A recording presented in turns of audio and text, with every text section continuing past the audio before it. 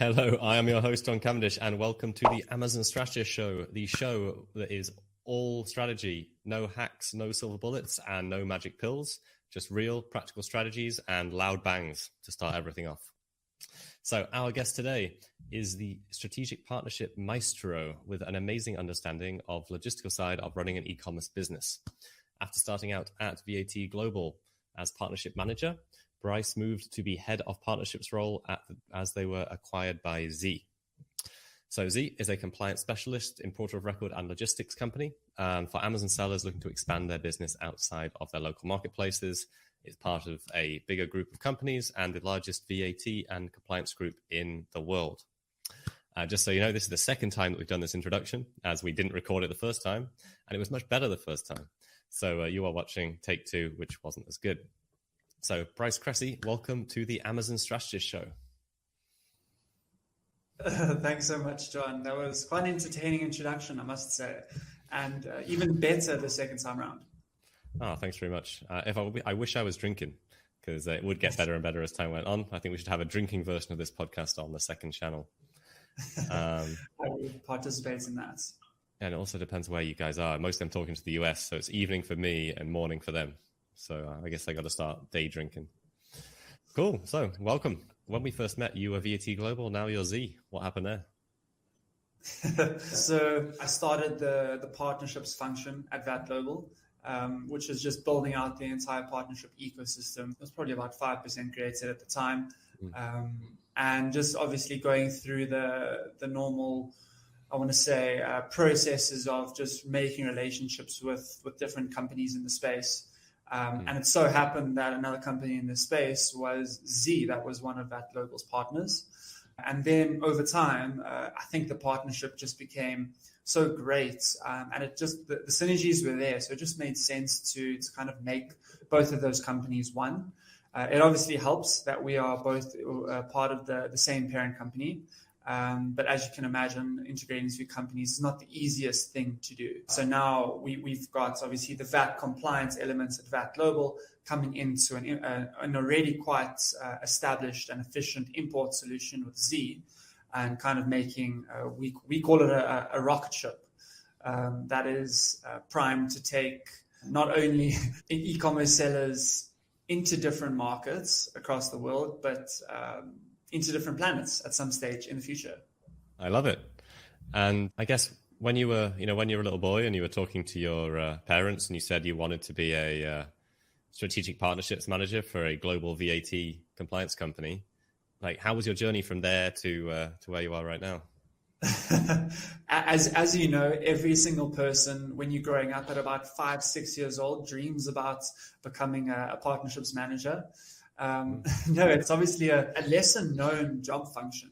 I mean, when I was younger, I think when I was very young, I wanted to be a fireman, as you generally do when you're at that age, having birthdays at fire stations and such. But actually, I studied corporate finance and investments at university and then started at the bank after that, worked for the bank for a couple of years. And then, I got approached for a partnerships role at an international VAT compliance company that obviously not too many people know about. But it's one of those things that you don't know about, but you wish you knew about, especially the partnerships function, just because of how crucial it is for a business and also how many different skills it teaches you, not only relationship management, but it teaches you marketing, it teaches you strategy, it teaches you finance, it teaches you a bit of everything, but it also allows you to engage with companies such as Seller Candy to learn more about the space as well. So that's how I got from aspiring fireman when I was about 6 years old to head of partnerships at Zee. Oh, cool. I love it. I wanted to be a fighter pilot when I was that age because Top Gun was my favorite movie. Okay. Yeah, that was my thing. And I love it. That's very cool. So once you found VAT Global, they got acquired by Zee. What does Zee do?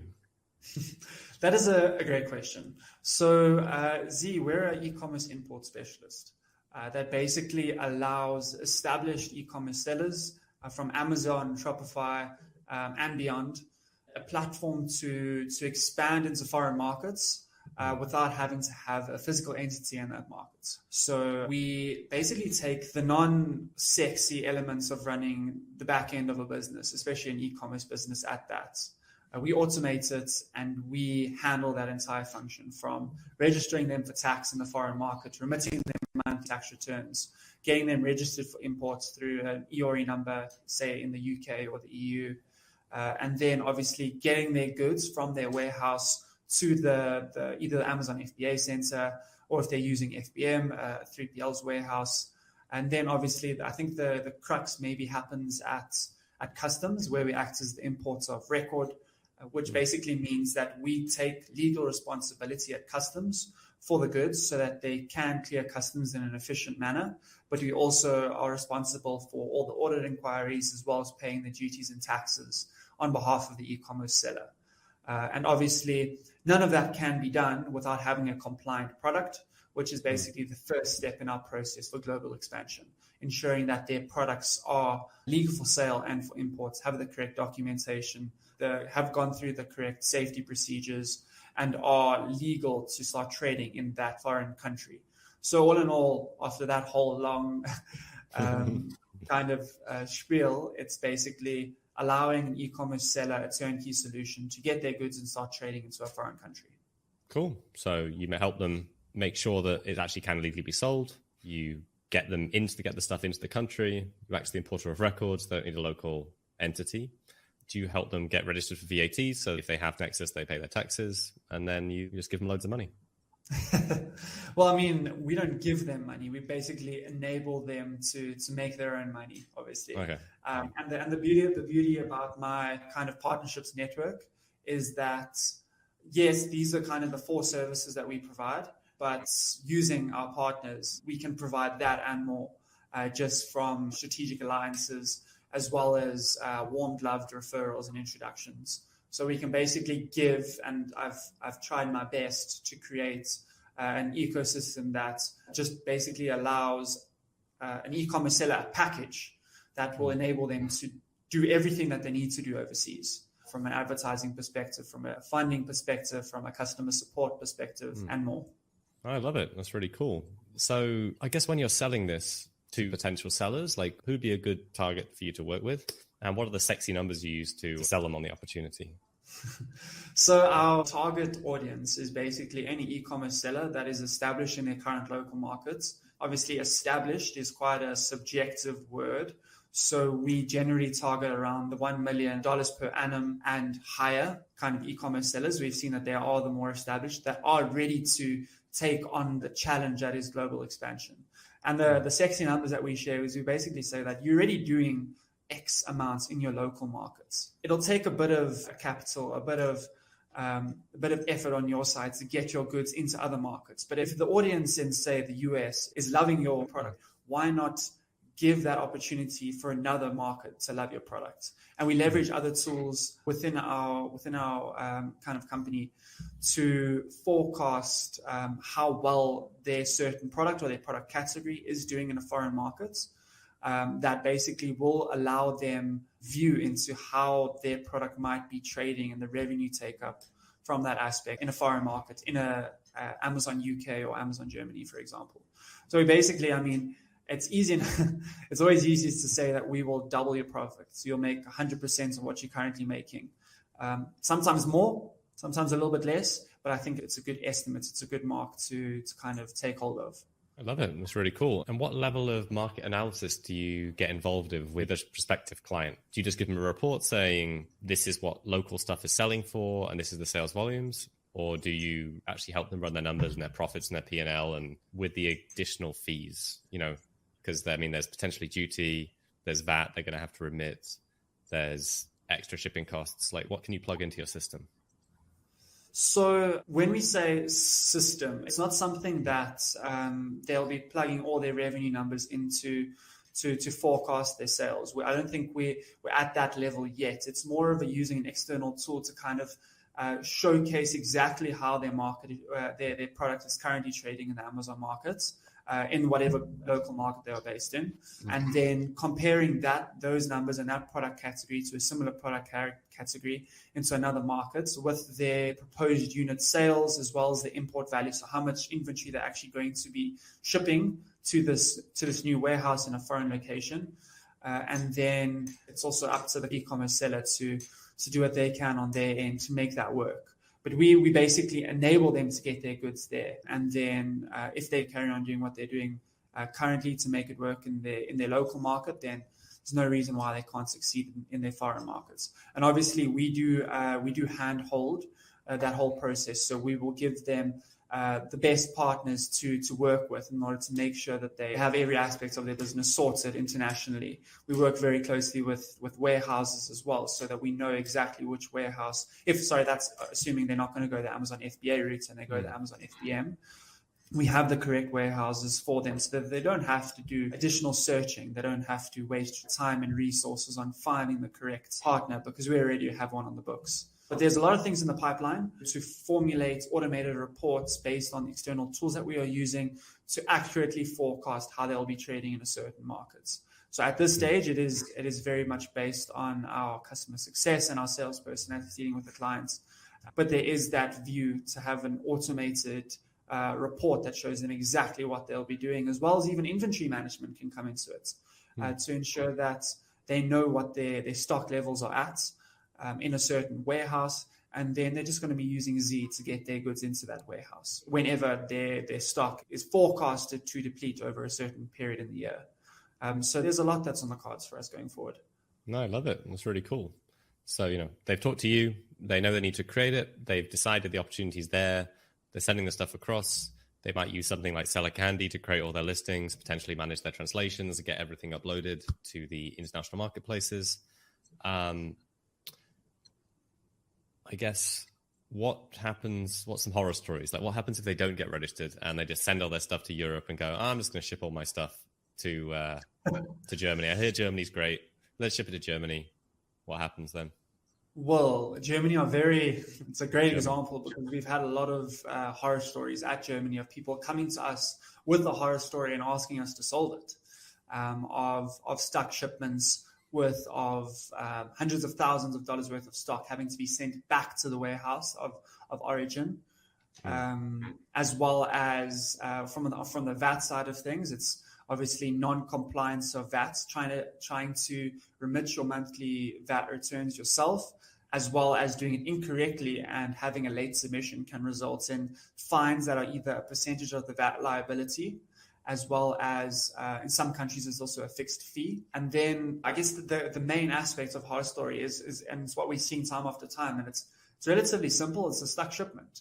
There's a shipment that's stuck at customs. The goods aren't getting into the warehouse at the required time. If it's an Amazon FBA warehouse, it's not getting on the scheduled time that it was supposed to, which is resulting in fines, which is resulting in loss of sales because the customers possibly aren't getting the goods that they are ordering just because there aren't the correct compliance measures in place to get goods into a new country. So horror stories we're seeing mostly obviously stuck shipments and then fines for a lack of non-compliance on the VAT side. These are actually some technical questions, but I guess Amazon started remitting VAT for their sellers in Europe sometime last year. How does that affect what you do? Because we still need to pay VAT on import. So how's the cash flow work for sellers now between paying VAT and then claiming it back? Can they claim 100% of it back, or how's that work? It does depend on the country, and also it does depend on if you are trying to reclaim the import VAT yourself. So obviously one of the benefits of using our VAT compliance services as well as our import solution is that we can reclaim import VAT on behalf of the customer. And we fill the documents out in such a way that they can actually get the import back. But the fact that we also act as basically a global expansion consultant to them is we also target the best countries for them to enter, say the EU, for example, because not every country is the easiest to enter and get your goods in. You'll know that I don't know if you'll know this, but there's obviously a VAT deferment scheme in the Netherlands, and there's one most recently announced in France. It basically just allows a customer a little bit of cash flow assistance from the fact that they are not having to pay import VAT right away, but they're paying import VAT once their products actually start selling. It's a nice liquidity hack for a customer is entering either through Netherlands and France. And obviously we assist in that process But Amazon acting as their VAT compliance experts, not always the greatest solution for them, mainly because obviously, I'm sure you'll know in the customer support base, it's basically why a lot of people use Seller Candy is that Amazon doesn't offer much support. And if they do offer support, it's not in the greatest way, and the feedback is not always timely. So having to go through that and not having someone holding your hand through the entire tax compliance process can sometimes be detrimental because there are incorrect VAT returns done. You're not quite sure what's happening. Amazon aren't getting back to you. But if you use a tax provider who is an expert and a specialist at that game that is tax, that very fun game, then you are basically allowing one person to handle that all for you, and basically also available 10 hours of the day to go through any questions that you have. So Amazon works for certain amounts of small sellers, but it's not as scalable as it should be. Totally agree. It's a pain in the ass dealing with Amazon, and also, they ship that out to the lowest price bidder when you sign up through tax through Amazon. So I guess, do you have public fees? Do you share your fees on your website? To be honest, I'm not entirely sure. Our website is actually going to be updated pretty soon to include some of our more global capabilities that we've currently just introduced fairly recently. But our pricing structure it's basically, obviously on the VAT side, I think it's quite generalized about how companies do charge for VAT. It's usually a monthly fee that we charge depending on the country. So it's really a subscription model. What's included in that subscription is the product compliance as well as the tax compliance. So not only are you getting your tax handled, you're also getting your product certification, documentation, registration handled as well. And then on the import compliance side, it's generally on a per shipment basis that we do charge our imports, our customs, our imports of record, as well as our logistics. Cool. That's great. And to be honest, it's great having a good single supplier for all of that, who can quote you for it, tell you what it's going to cost up front, so you can put it into your financial model when you are calculating whether it's a good opportunity to go international or not and how much cash it's going to bring. And as Bryce said, he can introduce you to some guys who will give you money from his partnership network. 100%. And I think also the fact that we do allow very transparent quotes when we are obviously in that consultation phase allows them to see exactly where their money is going. It's not like you're paying a one-time fee with no transparency behind that. You know exactly what portion of your money is going to what service, so you can accurately forecast going forward what your, I guess, monthly expenses will be and what they are actually attributing to. Is it VAT? Is it product compliance? Is it customs? Is it logistics? Where's my money going? I like that, because I always ask for that information anyway whenever I buy a service. If somebody just gives me a total number, I'd like to see a breakdown. Unless you give me a number that's so cheap it doesn't matter, which I doubt any services.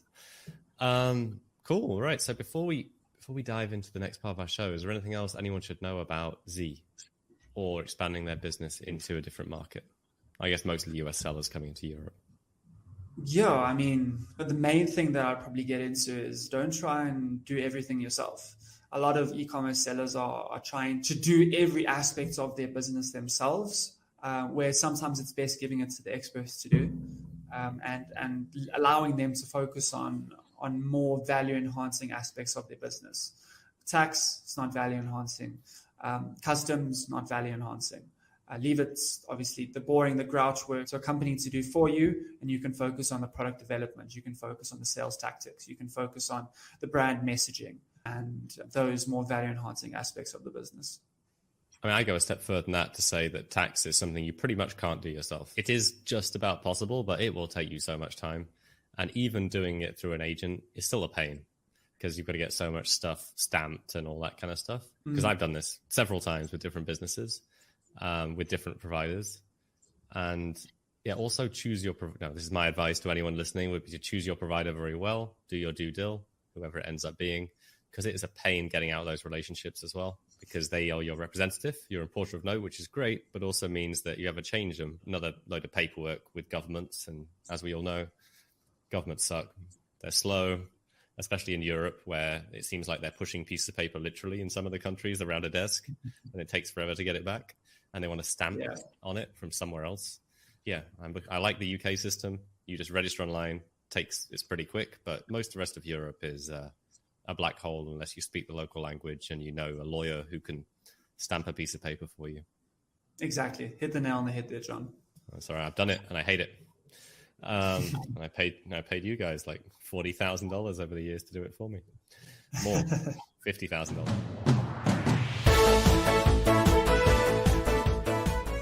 So we are now going to head into the next part of our show where we always try and give back to the audience. So anyone who's watching this recording, wherever you're watching it, please do look at the link below. Click on that link so you can enter, so you can win one of our amazing prizes, and then you get re-entered every single week. Oh, there's the long link, but there'll be hyperlink below. Re-entered every single week, basically to have a chance of winning whatever is the new prize. As always, Zee have very kindly given us a free consultation to help a seller determine if Zee is a good provider to use to help them see if they're going to do well in Europe. So some of that analysis, figuring out if they're a good fit and figuring out what services of Zee's they could use, which is really cool. On top of that, we also have our $400 of free reimbursements offered by our sponsor, Seller Candy, us. We've got loads of different cash options from $5 to $100 in cash. We have an amped AMPD campaign review for your Amazon advertising campaigns and also to see if you're going to do well on Google. We have a 1-hour free call with John from Black Label Advisor. We have 3 different subscriptions to refer us on, 1 month, 2 months, and 3 months. We have a free business health check from Zon Guru. We have 3 20-minute calls from AMZ Clever, that's worth $1,000 each. That's all the stuff still on the wheel. So, a lot on the wheel still, isn't there, Bryce? You're going to see the wheel in a second. So, let's load up the wheel. To be honest, John, I wish I heard about this earlier. I would have applied myself. That's all right. No, all you need to do to practice is to say, spin that wheel. Spin that wheel. Let's do this.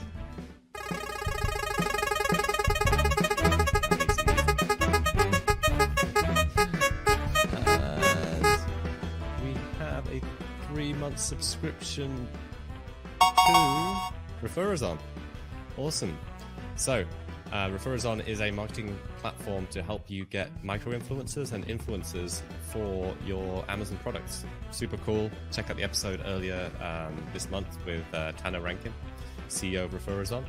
So we'll be introducing whoever won that to Tanner directly after this episode, whenever we've chosen it.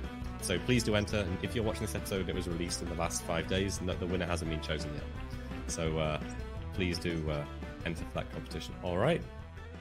Thank you so much for that. So now we enter the final round, and this is the rapid fire questions. The rapid fire questions are always the best because gives us the funniest outtakes to send you for the podcast. So, Bryce, are you ready for the rapid fire question round? Yes. How many words am I allowed to use in an answer? 1 word in an answer, and there are 8 questions, and you've only got 1 second to think. Mad. Okay. It's all right. No, there's no wrong answers, apart from the wrong answers. So, Bryce, what is your favorite Amazon niche? Electronics. If you could choose no pictures or no reviews, what would you pick? No reviews. Name a country that starts with the letter N. Nigeria. Which Amazon marketplace is the next big opportunity? UAE. Pineapple on pizza, yes or no? Yes. Name something appealing about working from home. Dogs. Google or Facebook ads? Google. Name something you'd hate to find swimming around in your bathtub. A mini shark. Wow, that's awesome, Bryce. You have passed 100% of your answers were answers. That was possibly the most stressful minute or so of my life. You did great. You are our best guest so far. I'm sure you said that's all your guests, John, but it's okay. I'll take it. I do. All right. So if anyone wants to follow and stay in touch with you or reach out, whether it's to you or to Zee, how's that work? So they can either reach out to me directly over LinkedIn. I'm pretty active on LinkedIn. Just basically search Bryce Cressy on LinkedIn. I'm the only Bryce Cressy on LinkedIn. Obviously the way you spell my name, BRYCECRESSY. Or you can just reach out to me directly on brycec@zee.co. If none of those 2 options are appealing to you, you can obviously just reach out to us directly through our website. our contact us form. I think we're pretty quick to get back to any person who's reaching out from that aspect. So that should be 3 options that are good enough for anyone. Awesome. Thanks, Bryce. And please do reach out to Bryce. He's an amazing partner of Seller Candy, and Zee are an amazing partner of Seller Candy.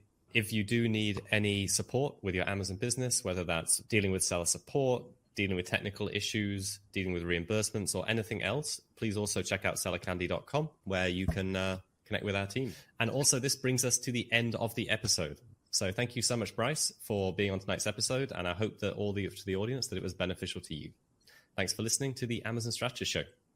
If you enjoyed the show, please do go and rate us, whether it's on Spotify, Apple Podcasts, Google Podcasts, wherever else you can listen to podcasts. I'm not really sure. If you're on YouTube, click like, subscribe.